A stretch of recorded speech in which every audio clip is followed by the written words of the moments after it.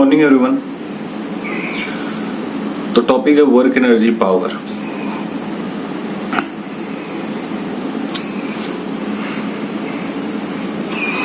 जो पढ़ना है इसमें वो है वर्क एनर्जी थ्योरम, यानी कि वर्क जो भी होगा वो एनर्जी के रूप में स्टोर हो जाएगा या एनर्जी में बन जाएगा। और जब वर्क होगा तो उसके लिए फोर्स चाहिए, और फोर्स दो टाइप का होगा, कंजर्वेटिव नहीं तो नॉन कंजर्वेटिव। तो जो कंजर्वेटिव फोर्स है,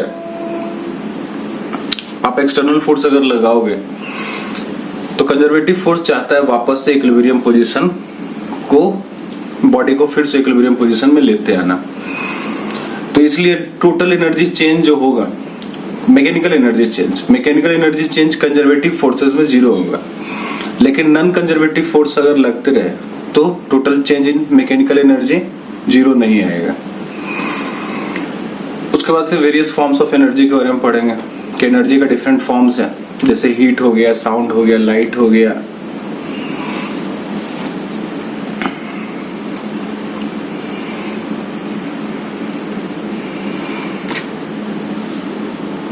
तो पहला चीज यही है कि ऐसा मेरे साथ नहीं है, सबके साथ है। और आईआईटी पटना में टैलेंटेड लोग का कोई कमी नहीं है, बल्कि आईआईटी में टैलेंटेड लोग का कोई कमी नहीं रहता है। हर जगह टैलेंटेड लोग का कोई कमी नहीं है, आईआईटी का कोई बात नहीं है, हर लोग टैलेंटेड है। लेकिन हर लोग इसी जद्दोजहद में फंसा हुआ है, क्या करना क्या है, जो हम सोच रहे हैं वो सही है या जो हम जान रहे हैं वो सही है। तो इसी जद्दोजहद में सब फंसा हुआ है। और इस टाइप का पिक्चर सब, इस टाइप का ग्राफिटी सब भरा पड़ा रहता है। तो वर्क क्या है, क्या स्केलर प्रोडक्ट है फोर्स और डिस्प्लेसमेंट का। तो स्केलर प्रोडक्ट पता होना बहुत जरूरी चीज है कि जैसे scalar product of vector A and B, तो A dot B is equal to magnitude of A into magnitude of B into cos theta. और थीटा क्या है, angle between A and B. तो जैसे वेक्टर ए ये हो गया, vector B ये हो गया, और थीटा बीच का एंगल हो गया। तो पैरेललोग्राम लॉ बन सकता है यहाँ पे। अब क्या है, इसको लिख सकते हैं magnitude of A into magnitude of b cos theta. तो बी कॉस थीटा है जो वो क्या है, projection of b on a, projection of b on a perpendicular, या a cos theta into b. तो ए कॉस थीटा क्या है, projection of a on b. तो जैसे ए का प्रोजेक्शन बी पे, तो ये ए कॉस थीटा हो गया। और this is equal to B cross A, यानी कि A cross B, A dot B is equal to B dot A. Cross नहीं, क्रॉस प्रोडक्ट अलग होगा, डॉट प्रोडक्ट है, ये स्केलर प्रोडक्ट है, स्केलर प्रोडक्ट या डॉट प्रोडक्ट। तो A dot B is equal to B dot A, यानी कि कम्यूटेटिव भी है। उसके बाद फिर क्या है कि जो स्केलर प्रोडक्ट है वो डिस्ट्रीब्यूटिव भी है, यानी a dot b plus c is equal to a dot b plus a dot c. और फिर कम्यूटेटिव है, इसलिए a dot B is equal to B dot a plus a c is equal to c dot ए।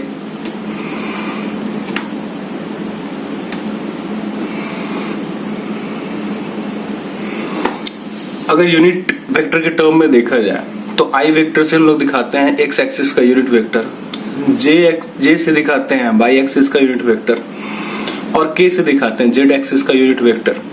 तो unit vector है तो magnitude तो एक ही होगा, बस डायरेक्शन का है कि किस डायरेक्शन में। तो अब x इंटू एक्स डायरेक्शन रहेगा, तो यानी कि theta is equal to zero है।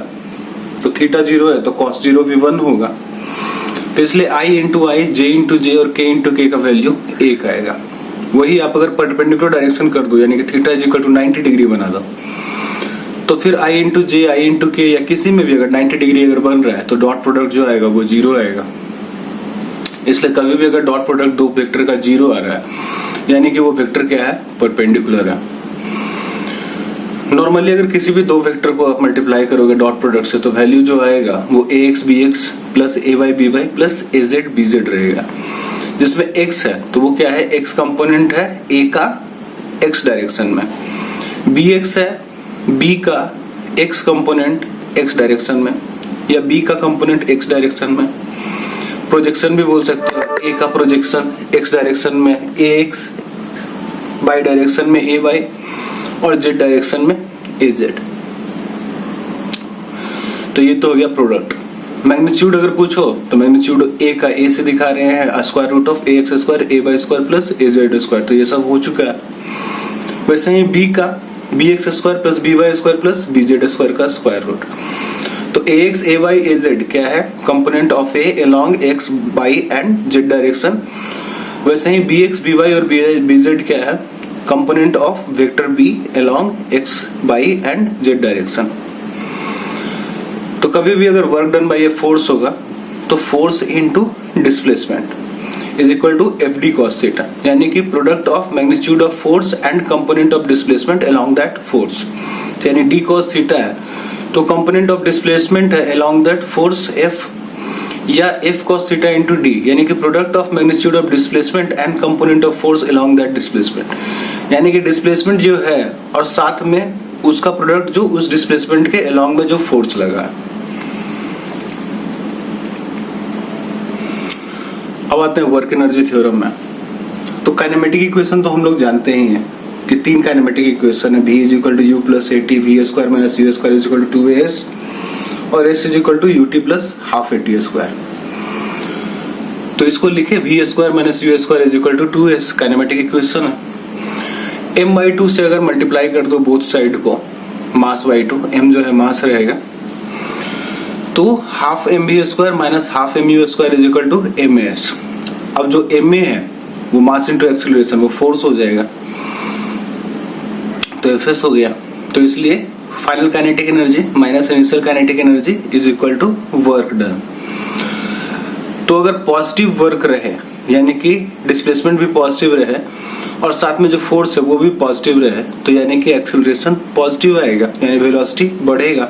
तो वेलोसिटी बढ़ेगा इसलिए काइनेटिक एनर्जी ज्यादा है फाइनल का और इनिशियल का कम। वैसे ही अगर जो फोर्स है वो रिस्टोरिंग फोर्स रहे, यानी कि डिस्प्लेसमेंट के अपोजिट में लगते रहे, तो यानी कि रिटार्डेशन होगा, और रिटार्डेशन होगा तो यानी कि जो फाइनल काइनेटिक एनर्जी है, यानी कि फाइनल वेलोसिटी है, वो इनिशियल वेलोसिटी से कम रहेगा। इसलिए यहाँ पे initial kinetic energy minus final kinetic energy is equal to f dot d. तो यही पता चलता है कि work done by external force is negative of the work done by the conservative force. अब यहाँ पे एक चीज लिख दी है कि ये डिजिटल बुक है, क्योंकि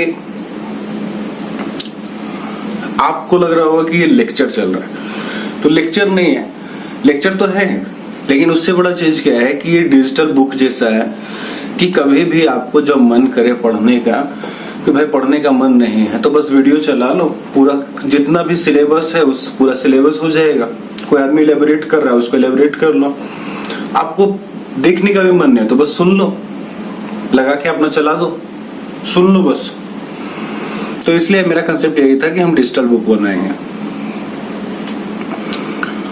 अब वर्क कब जीरो होगा, work done by a force zero कब होगा? तो अगर डिस्प्लेसमेंट जीरो रहे, चाहे फोर्स जीरो रहे, चाहे फोर्स और डिस्प्लेसमेंट के बीच का जो एंगल रहे वो 90 डिग्री रहे, pi by 2। Work done positive कब होगा? जब थीटा 0 से बड़ा और 90 डिग्री से छोटा। नेगेटिव कब होगा? जब 90 डिग्री से बड़ा और 180 डिग्री से छोटा। जैसे एग्जांपल में फ्रिक्शन है, तो फ्रिक्शन के लिए थीटा कितना है? 180 डिग्री, यानी कि इस डायरेक्शन में अगर मोशन हो रहा है तो फ्रिक्शन इसके अपोजिट डायरेक्शन में लग रहा है। यूनिट जो है वर्क का वो जूल है और dimension ml² t-2।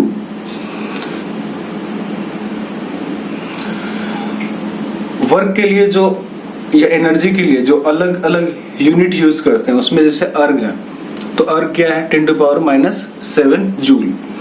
Electron volt है तो 1.6 इंटू 10⁻⁹ जूल। कैलोरी है तो यानी कि 4.186 जूल। तो जो कैलोरी है वही स्पेसिफिक हीट ऑफ वाटर है, यानी कि अगर जैसे यहाँ पे जूल में है तो यहाँ पे वैल्यू भी किलोग्राम में है। तो कैलोरी क्या है? पानी को 1 ग्राम पानी को 1 डिग्री सेंटीग्रेड से अगर उसका तापमान बढ़ाना है, उसका टेम्परेचर बढ़ाना है 1 डिग्री सेंटीग्रेड से, तो जो हीट खर्चा होगा, जो एनर्जी खर्चा होगा, जो वर्क लगेगा वो रहेगा 4.186 जूल। फिर क्या है, कभी भी आपका घर में जो यूनिट का बिजली का यूनिट आता है वो किलोवाट आवर में रहता है। एक यूनिट को बोलते हैं किलोवाट आवर, और किलोवाट आवर का मतलब है 3.6 इंटू 10⁶ जूल। क्यों? क्योंकि किलो का मतलब 10⁻3, वाट का मतलब जूल पर सेकंड, और आवर का मतलब 3600 सेकंड्स। तो मल्टीप्लाई करो तो आ जाएगा।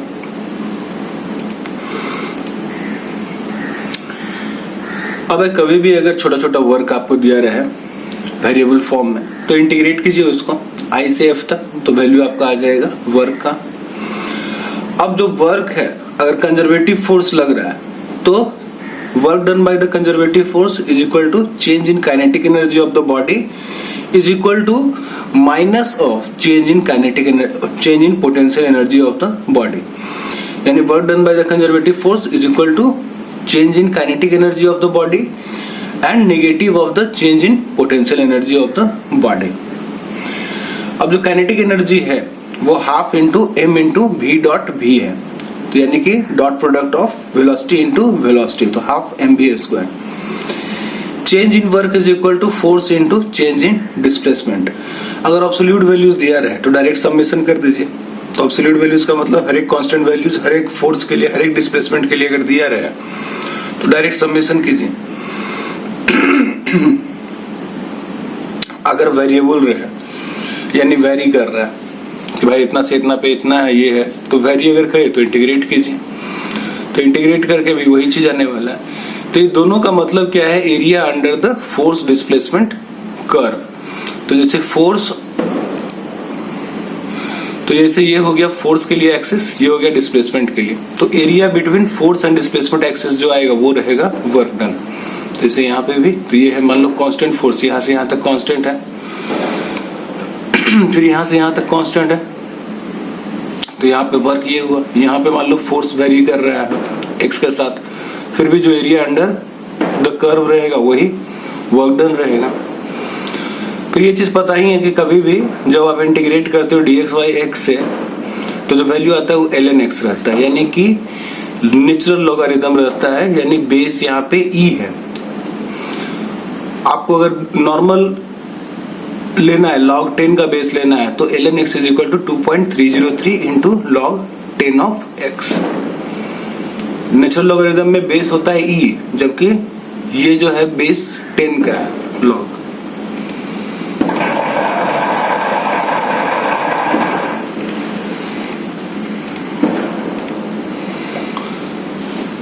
अब कंसेप्ट है पोटेंशियल एनर्जी का। पोटेंशियल एनर्जी बोलते किसका?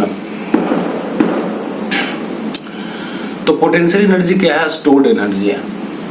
कि वर्क जो भी होता है या काइनेटिक एनर्जी जो भी खर्चा होता है वो सारा स्टोर हो जाता है पोटेंशियल एनर्जी के टर्म में। तो stored energy due to the position और due to the configuration of the body. तो यानी कि अगर बॉडी का किसी पोजीशन पे पहुंच गया तो उस पोजीशन पे जो पोटेंशियल, उस पोजीशन पे जो एनर्जी होगा वो होगा पोटेंशियल एनर्जी। या कॉन्फ़िगरेशन ऑफ द बॉडी अगर चेंज हो गया, कि अगर जो बॉडी का कॉन्फ़िगरेशन था वही चेंज हो गया, तो उसके कारण भी पोटेंशियल एनर्जी आया। तो ये स्टोर्ड हो जाता है। कभी भी अगर वर्क किया जाए तो बॉडी पे पोटेंशियल एनर्जी स्टोर्ड हो जाएगा। अगर चेंज इन काइनेटिक एनर्जी हुआ तो भी पोटेंशियल एनर्जी स्टोर हो जाएगा। और ये पोटेंशियल का मतलब क्या? क्या पोटेंशियल का मतलब? तो पोटेंशियल का मतलब है पॉसिबिलिटी और कैपेसिटी ऑफ एन एक्शन, कि क्या काम कर सकता है, क्या एक्शन हो सकता है, या क्या कैपेसिटी है कि कितना एक्शन कर सकता है। इसी को बोलते हैं पोटेंशियल, पॉसिबिलिटी या कैपेसिटी फॉर एन एक्शन। अब जो पोटेंशियल एनर्जी का नोशन है ये सिर्फ कंजर्वेटिव फोर्सेस के साथ ही आता है। कि notion of potential energy applicable only to the classes of forces where work done against the force gets stored up as energy। तो यानी कि ये पोटेंशियल एनर्जी का जो कंसेप्ट है वही सब फोर्सेस के साथ हो पाएगा कि आप अगर उस फोर्स के अगेंस्ट काम कीजिएगा तो जो भी एनर्जी रहेगा वो पोटेंशियल एनर्जी के रूप में स्टोर हो जाएगा। और अगर एक्सटर्नल कंस्ट्रेंट हटाया जाए तो फिर से जो पोटेंशियल एनर्जी है वो काइनेटिक एनर्जी में बदल जाएगा। Work done by the conservative force such as gravity depends upon the final and initial position only. That's why it's a point function or exact differential। यानी जो भी पॉइंट फंक्शन है वो एग्जैक्ट डिफरेंशियल रखता है, यानी कि उसका आप इंटीग्रेट कीजिए और आपको वैल्यू मिल जाएगा। यानी कि जैसे dw is equal to wf minus wi है कि अगर i से f तक उसको इंटीग्रेट करें तो जैसे कंजर्वेटिव फोर्स है तो आपको जनरली पढ़ना, जो भी आपको पढ़ना है सब कंजर्वेटिव फोर्स से पढ़ना है। जैसे ग्रेविटी पढ़ना है, इलेक्ट्रोस्टैटिक फोर्स पढ़ना है, चाहे स्प्रिंग फोर्स पढ़ना है, तो ये सब सारा कंजर्वेटिव फोर्स है। तो कंजर्वेटिव फोर्स जो वर्क करता है वो पॉइंट फंक्शन रहता है, यानी कि हर एक पॉइंट पे डिपेंड करेगा, पाथ पे डिपेंड नहीं करता है, पॉइंट पे डिपेंड करता है, जिस पॉइंट पे है वो। तो किसी भी पथ से आप पहुंचिए एक जगह पे तो डिपेंड करेगा वर्क डन सिर्फ उस पॉइंट पे, कभी भी किस पथ से आप आए उस पे डिपेंड नहीं करेगा। If the work done or the kinetic energy did depend upon another factor such as velocity or the path taken by object, it is called non-conservative. तो अगर work done by the force अगर depend नहीं करता है point पे तो फिर क्या होगा कि वो फोर्स जो है वो नॉन कंजर्वेटिव है। जैसे एग्जांपल में फ्रिक्शन है।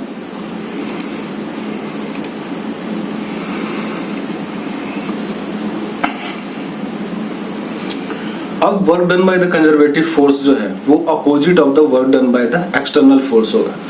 क्यों? क्योंकि work done by the external force जो है तो उसमें क्या है, एक्सटर्नल फोर्स जिस डायरेक्शन में लगेगा उसी डायरेक्शन में डिस्प्लेसमेंट भी चेंज होगा। लेकिन कंजर्वेटिव फोर्स क्या है, अपोजिट में, यानी कि डिस्प्लेसमेंट जिस डायरेक्शन में हो रहा है फोर्स उसके अपोजिट डायरेक्शन में लग रहा है। अगर ग्रेविटेशनल पोटेंशियल एनर्जी का बात किया जाए कि h हाइट पे कोई चीज गया है तो कितना ग्रेविटेशनल पोटेंशियल एनर्जी होगा, तो minus of external force work done by the external force, तो माइनस ऑफ mgh। अब यहाँ पे देखो h लिखा गया तो h को यहाँ पे से हटा देना है, माइनस mg बस आएगा। यानी कि ग्रेविटेशनल पोटेंशियल एनर्जी को h के रिस्पेक्ट में डिफरेंशिएट किए तो हमको ग्रेविटेशनल फोर्स मिला माइनस mg। h को हटा देना है, माइनस इसलिए क्योंकि हम लोग अपवर्ड्स को पॉजिटिव लेते हैं और डाउनवर्ड्स को निगेटिव, तो नीचे खींचा रहा है इसलिए माइनस mg।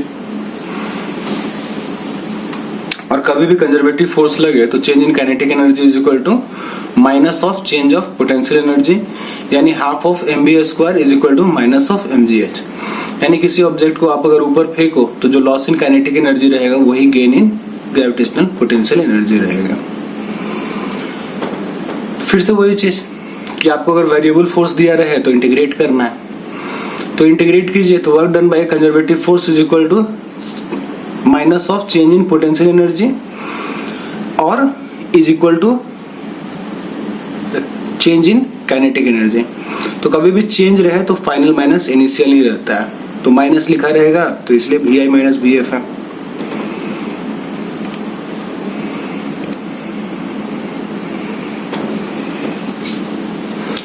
अब है कंजर्वेशन ऑफ मैकेनिकल एनर्जी।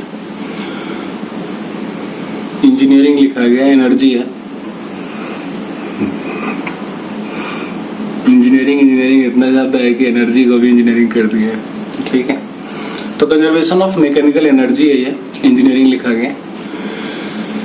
तो वर्क एनर्जी थ्योरम यही है कि कभी भी कंजर्वेटिव फोर्स लगेगा तो work done by conservative force is minus of change in potential energy of the body is equal to change in kinetic energy of the body. तो इन दोनों को ऐड कर दो, एक साइड लेके चल जाओ, तो यानी कि delta K plus delta V is equal to 0 या change in K plus V is equal to 0। तो जो के प्लस वी है उसी को बोलते हैं मैकेनिकल एनर्जी। तो पॉइंट फंक्शन है, कभी भी कंजर्वेटिव फोर्स से जो वर्क प्रोड्यूस होगा वो हमेशा पॉइंट फंक्शन है, यानी कि हमेशा ki plus vi is equal to kf plus vf। यानी कभी भी किसी भी पॉइंट पे आपको देखना है, एक पॉइंट पे k1 plus v1 is equal to k2 plus v2। ये यहाँ पे लिखा ही हुआ है कि work done by the conservative force is negative of the work done by the external force. क्यों? क्योंकि work done by the conservative force वो क्या है, रिस्टोरिंग वर्क है, जबकि work done by the external force वो क्या है, ऑब्जेक्ट को मूव कर रहा है। तो इंडिविजुअली काइनेटिक एनर्जी और पोटेंशियल एनर्जी में change from point two point but the some is constant. तो कभी भी पॉइंट टू पॉइंट पे कितना पोटेंशियल एनर्जी है, कितना काइनेटिक एनर्जी है, ये वेरी कर सकता है, लेकिन जो सम रहेगा वो हमेशा इक्वल रहेगा।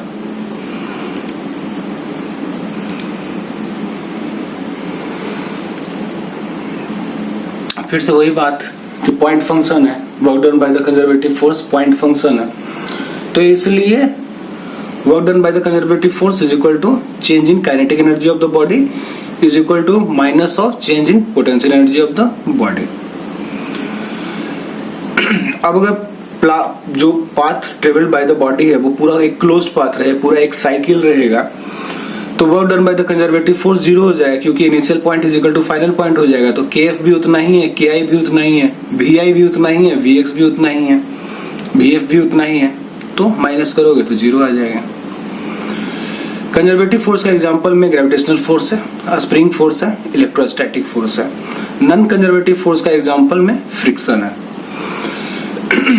फिर जैसे अगर देखना है कि एक बिल्डिंग है जिसका की हाइट है कैपिटल H और बीच में कोई एक जगह है जहां पे हाइट है स्मॉल h, तो हर पॉइंट पे मैकेनिकल एनर्जी क्या है, कंजर्व्ड, यानी कि kinetic energy plus potential energy is same everywhere. तो अगर सबसे टॉप पे देखा जाए तो यहाँ पे वेलोसिटी जीरो हो जाएगा, ताकि आप अगर नीचे से फेंके हो या ऊपर से अगर फ्री फॉल कर रहे हो तो वेलोसिटी जीरो है। अगर यहाँ इस हाइट h पे पहुंचेंगे तो velocity square root of 2g capital H minus H, ठीक। और नीचे में आओ तो velocity is equal to root 2gh capital H। तो ये सब चीज तो फ्री फॉल में देख ही लिया। तो हर एक पॉइंट पे जो एनर्जी है वो कांस्टेंट है, यानी कि कैपिटल H पे जो एनर्जी है वही स्मॉल h पे है और वही ग्राउंड पे भी है। तो जब जब कैपिटल H पे है तो यहाँ पे सिर्फ पोटेंशियल एनर्जी है, जब स्मॉल h पे है तो यहाँ पे potential energy plus kinetic energy है। जब सिर्फ सबसे नीचे आ जाए तो पोटेंशियल एनर्जी जीरो हो जाएगा, क्योंकि H is equal to zero हो जाएगा, तो जो भी एनर्जी है वो सिर्फ काइनेटिक एनर्जी है।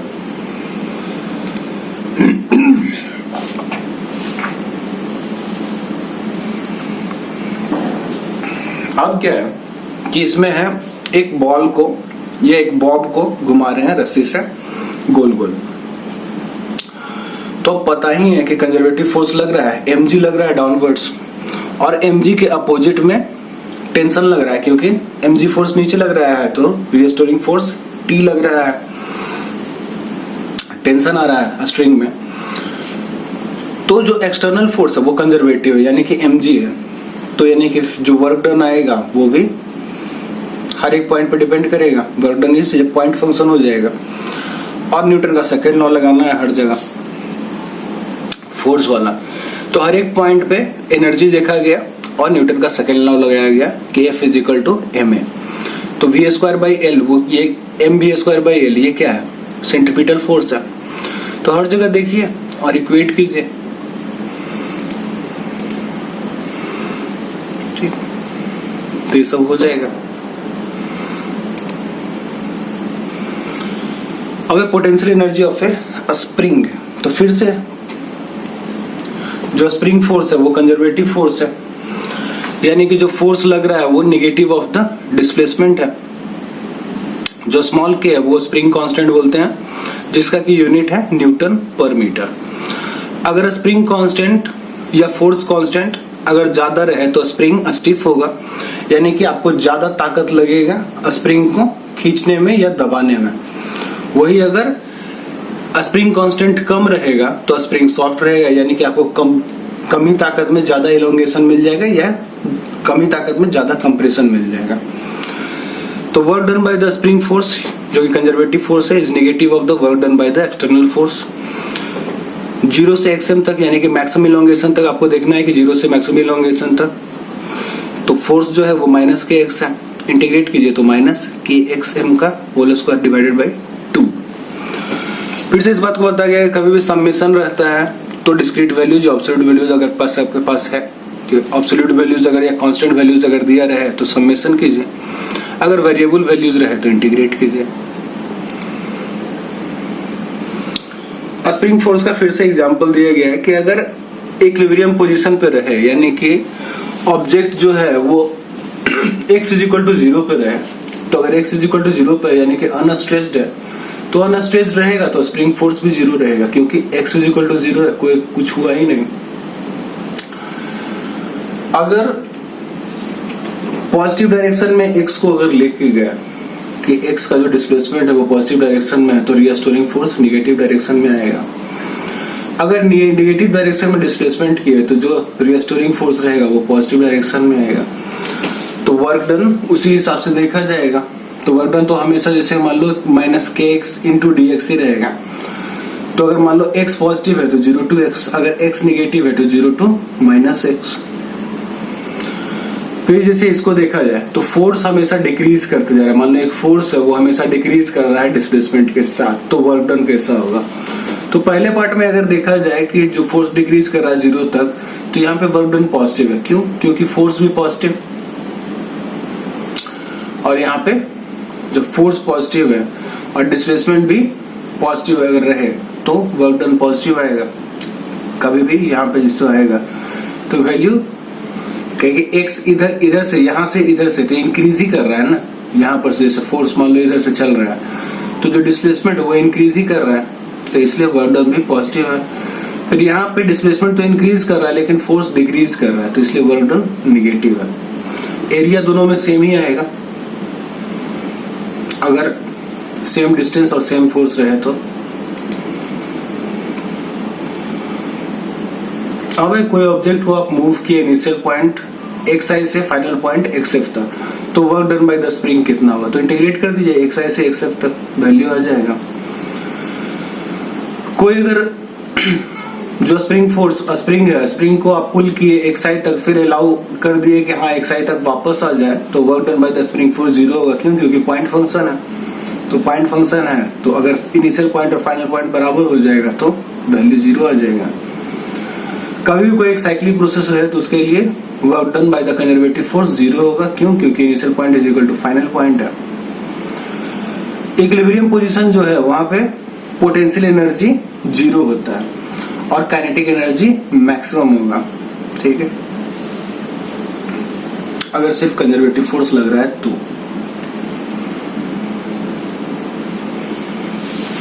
तो इस चीज को देख सकते हैं स्प्रिंग के टर्म में कि स्प्रिंग का जो मैक्सिमम, जब किसी एक डायरेक्शन में जो हाईएस्ट उसका इलोंगेशन हुआ, चाहे हाईएस्ट कंप्रेशन हुआ, तो इन दोनों पोजीशन पे पोटेंशियल एनर्जी मैक्सिमम होगा।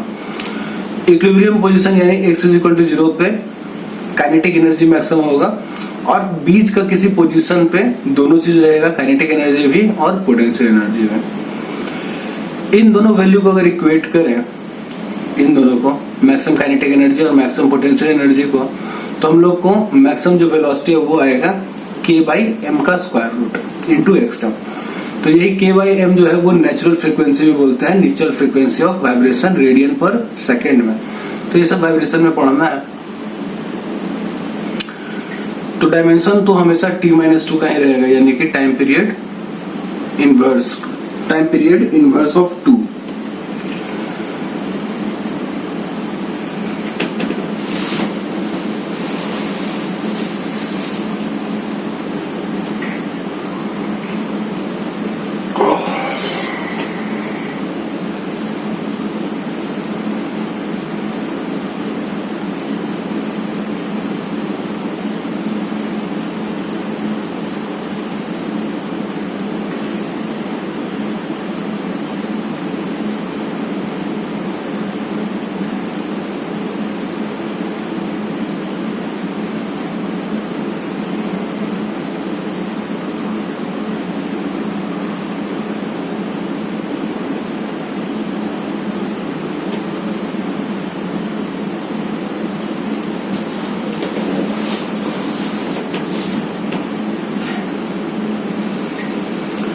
तो यही चीज है कि अगर कंजर्वेटिव फोर्स सिर्फ लगते रहे तो काइनेटिक एनर्जी पोटेंशियल एनर्जी में बनेगा, पोटेंशियल एनर्जी काइनेटिक एनर्जी में बनेगा, लेकिन हर एक पॉइंट पे मैकेनिकल एनर्जी कांस्टेंट रहेगा। कि इस कर्व को देख लीजिए, ये है पोटेंशियल एनर्जी का कर्व, ये है काइनेटिक एनर्जी का कर्व। तो काइनेटिक एनर्जी क्या है? जब मैक्सिमम इलोंगेशन रहता है तो वेलोसिटी के मतलब वैल्यू k का काइनेटिक एनर्जी का 0 हो जाएगा हमेशा, लेकिन इसी पॉइंट पे पोटेंशियल एनर्जी जो है वो मैक्सिमम है। अगर इक्विलिब्रियम पोजीशन पे आए तो जो काइनेटिक एनर्जी है वो मैक्सिमम है और जो पोटेंशियल एनर्जी है वो 0 है। ठीक है, तो v इज इक्वल टू 0 अगर ग्रेविटेशन का बात किया जाए तो ग्रेविटेशनल पोटेंशियल एनर्जी को जीरो माना जाता है अर्थ के सरफेस पर। साथ में पोटेंशियल एनर्जी जीरो हो जाएगा अगर x is equal to infinity है, ठीक है, कि अगर इनफाइनाइट पोजीशन पे है तो भी पोटेंशियल एनर्जी जीरो होगा। कि अगर कंजर्वेटिव फोर्स से जो है, जो सोर्स है कंजर्वेटिव फोर्स का, अगर उससे आप अगर दूरी इन्फिनिटी पे है तो भी पोटेंशियल एनर्जी जीरो हो जाएगी।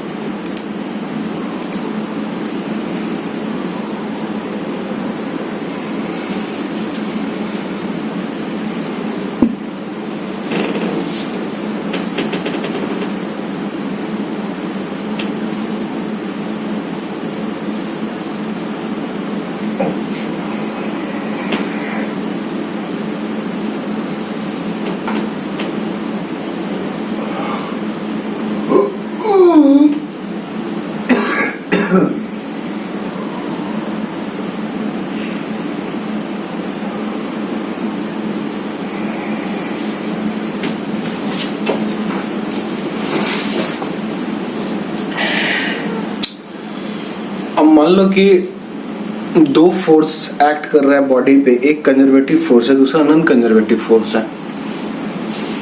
तो work done by the force is equal to change in kinetic energy. तो दो फोर्स लग रहा है, कंजर्वेटिव फोर्स भी और नॉन कंजर्वेटिव फोर्स। तो फोर्स इनटू डिस्प्लेसमेंट या distance is equal to change in kinetic energy which is equal to change in potential energy. तो change in potential energy conservative force के कारण ही होगा। तो F C delta X is equal to minus delta V. तो equation 1 minus 2 किया जाए तो वैल्यू आपका आएगा non conservative force into delta X is equal to change in kinetic energy plus potential energy. तो change in kinetic energy plus potential energy को total change in energy बोलते हैं। और total change in energy due to conservative force zero होता है। तो इसलिए change in total energy is equal to work done by the non conservative force.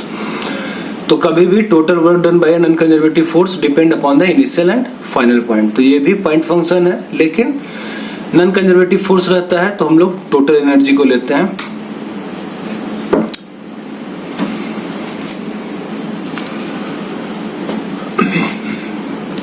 तो law of conservation of energy जो है वो मैकेनिकल एनर्जी का ही कन्वर्जन है, काइनेटिक एनर्जी को पोटेंशियल एनर्जी में बदलना, पोटेंशियल एनर्जी का काइनेटिक एनर्जी में बदलना। जो फ्रिक्शन है वो नॉन कंजर्वेटिव फोर्स है और यही हीट देता है, फ्रिक्शन के कारण ही हीट आएगा। तो कभी भी कंजर्वेटिव फोर्स अगर रहे तो loss in kinetic energy is equal to work done by the, अगर फ्रिक्शन अगर लगते रहे और कोई चीज नहीं लगे तो work done by the friction is equal to loss in kinetic energy. यानी कि फ्रिक्शन को भी अगर कंजर्वेटिव फोर्स के जैसा अगर देखा जाए कि और कुछ नहीं लग रहा है, सिर्फ फ्रिक्शन लग रहा है, तो फिर loss in kinetic energy is equal to change in work done by the friction. तो work done by the friction is transformed into heat which increases the internal energy of the body. तो कभी भी friction अगर लगेगा किसी object पे तो वो ऑब्जेक्ट हीट हो जाता है, हीटेड हो जाता है, तो इसलिए उसका इंटरनल एनर्जी बढ़ जाता है। 1 calorie is equal to 4.186 joule. CP of water 4.186 joule. यहाँ पे किलोग्राम है तो यहाँ पे किलो जूल आएगा, जूल लिखा गया है, किलो जूल आएगा, ठीक है, यहाँ पे किलो जूल आएगा पर किलोग्राम पर केल्विन। अब है कंसेप्ट केमिकल एनर्जी का। तो केमिकल एनर्जी क्या है कि आप किसी भी ऑब्जेक्ट को अगर आप हीट करो, गर्म करो, उसमें आग लगाओ, तो जब हीट करोगे तो जितना उसका हीट कैपेसिटी है तब तक तो बर्दाश्त करेगा और उसके बाद जल जाएगा। तो जलना क्या है? केमिकल रिएक्शन है, तो केमिकल एनर्जी होगा। और केमिकल एनर्जी जो है वो जो लिबरेट होगा वो लाइट और साउंड के रूप में, तो लाइट दिखेगा और साथ में साउंड भी। तो chemical energy arises from the fact that the molecules participating in a chemical reaction have different binding energy. A stable chemical compound has less energy than the constituent combined. तो chemical energy क्या है? Chemical के लिए energy, जो chemical energy liberate हो रहा है वो क्यों हो रहा है? क्योंकि जो मॉलिक्यूल पार्टिसिपेट कर रहा है रिएक्शन में, केमिकल रिएक्शन में, वो क्या है? डिफरेंट बाइंडिंग एनर्जी के साथ है। और फिर से जब प्रोडक्ट बनेगा तो उसमें कंपोनेंट जो रहेगा वो डिफरेंट बाइंडिंग एनर्जी के साथ रहेगा। तो ये डिफरेंस इन बाइंडिंग एनर्जी जो रिएक्टेंट और प्रोडक्ट का है वही प्रोड्यूस क्या करेगा, लाइट, साउंड या कोई और एनर्जी, हीट। तो एक्सोथर्मिक रिएक्शन, अगर कोई भी रिएक्शन अगर एक्सोथर्मिक है यानी कि हीट लिबरेट हो रहा है, तो हीट लिबरेट इसलिए होगा क्योंकि binding energy of the reactants है वो binding energy of the product से ज्यादा है। कोई भी अगर इंडोथर्मिक है यानी कि हीट को देने की जरूरत पड़े तो फिर एनर्जी ऑफ द प्रोडक्ट ज्यादा रहेगा, binding energy of the product ज्यादा रहेगा binding energy of the reactants है। अब आइंस्टीन का theory, equivalence of mass and energy. तो एनर्जी जो है वो हम लोग जनरली बोलते हैं हाफ mv²। तो हाफ mv² तो काइनेटिक एनर्जी है, साथ में इसमें पोटेंशियल एनर्जी भी है। तो इसलिए ये जो हाफ mv² है ये क्या है, एवरेज वैल्यू है या मीन वैल्यू है, ठीक है, एवरेज वैल्यू या मीन वैल्यू। तो m तो क्या है, कंजर्व्ड है, मास तो क्या है, कंजर्व्ड, यानी कि कांस्टेंट वैल्यू है और कहीं बदलता नहीं है। आप मास को कहीं भी लेके जाओ कांस्टेंट रहेगा, किसी भी पोजीशन बदल दो, टाइम बदल दो, लेकिन मास हमेशा सेम रहेगा। जो बदलने वाला है वो है वेलोसिटी, और वेलोसिटी मैक्सिमम हो सकता है c, यानी कि स्पीड ऑफ लाइट या स्पीड ऑफ इलेक्ट्रोमैग्नेटिक वेव्स। तो इसलिए ये जो एवरेज वैल्यू है और एनर्जी का जो मैक्सिमम वैल्यू हो सकता है वो है mc², यानी m इंटू c², यानी वेलोसिटी बदल गया c में। तो यही highest energy associated with any mass, और यही आइंस्टीन का थ्योरी कि equivalence of mass and energy. तो source of light from the sun, कि हम लोग सन से जो लाइट ले रहे हैं वो किसके कारण है, तो फ्यूजन हो रहा है हाइड्रोजन का हीलियम में, न्यूक्लियर फ्यूजन है, यानी 4 न्यूक्लियाई हाइड्रोजन का मिलके बना रहा है हीलियम। लेकिन जो मास ऑफ रिएक्टेंट्स है वो मास ऑफ प्रोडक्ट नहीं आ पा रहा है, कि जितना मास ऑफ रिएक्टेंट्स है वही मास ऑफ प्रोडक्ट है वो नहीं आ रहा है। तो जो डिफरेंस आ रहा है मास का रिएक्टेंट और प्रोडक्ट के बीच में वही सोर्स ऑफ एनर्जी है, ठीक है। तो एनर्जी जो लिबरेट हो रहा है वो डेल्टा mc², यानी कि 4 हाइड्रोजन मिलके एक हीलियम का न्यूक्लियस बना रहा है, लेकिन जो 4 हाइड्रोजन का मास था सम्मेशन का वो हीलियम के मास के बराबर नहीं है। जो जनरल केमिकल रिएक्शन होता है, न्यूक्लियर रिएक्शन नहीं, ये सब तो ऐसा न्यूक्लियर फ्यूजन है। तो जो जनरल केमिकल रिएक्शन होता है वहां पे मास डिफेक्ट बहुत ही कम होता है, मतलब नहीं होता है, इसलिए कंजर्वेशन ऑफ मास होता है केमिकल रिएक्शन में।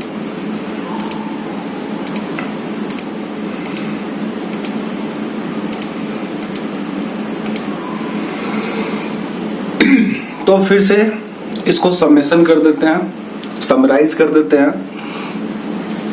कि total mechanical energy of A system is conserved अगर फोर्सेस उस पे जो लग रहा है वो कंजर्वेटिव रहे, ठीक है। तो टोटल मैकेनिकल एनर्जी किसी भी सिस्टम का कंजर्व्ड रहेगा, यानी कि हर एक पॉइंट पे सेम रहेगा अगर उस पे जो फोर्स लग रहा है वो कंजर्वेटिव फोर्सेस रहे।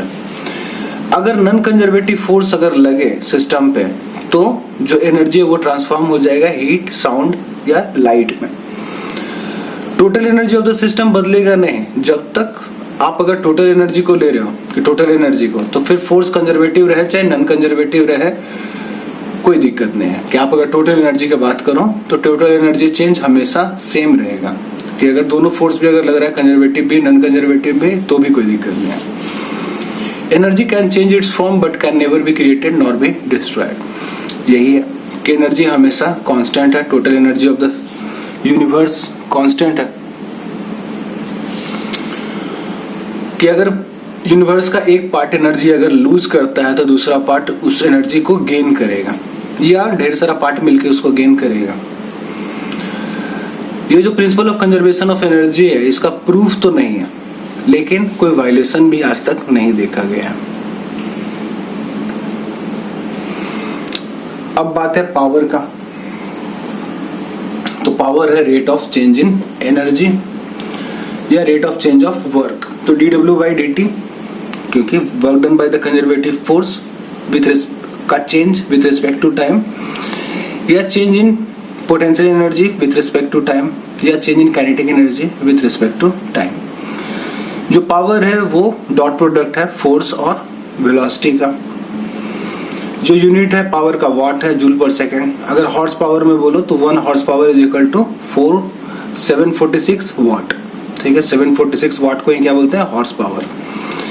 फिर जो हम लोग घर में यूनिट ऑफ इलेक्ट्रिसिटी आता है वो एक यूनिट को बोलते हैं 1 किलोवाट आवर। मल्टीप्लाई करो तो आपको आएगा 3.6 इंटू 10⁶ जूल।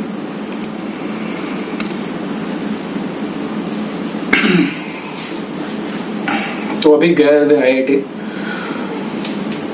विश्वजीत सर का और बाकी सब सर का, इमैनुअल सर का, सबका सिनॉप्सिस चल रहा था PhD के लिए।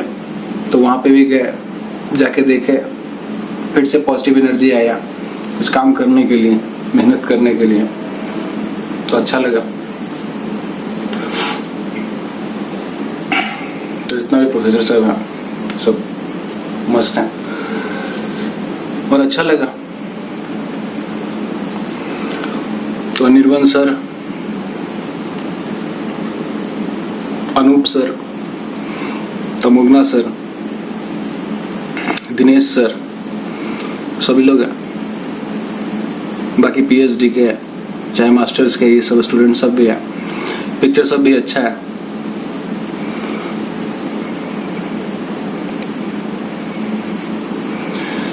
यहाँ पे अनूप सर हैं डिमॉन्स्ट्रेट करने का कि Vishwajeet sir, Vishwajyoti sir Anoop sir के अंडर में काम कर रहे थे। तो जो सिनॉप्सिस दी है वो अनूप सर ने दी है। तो थैंक यू।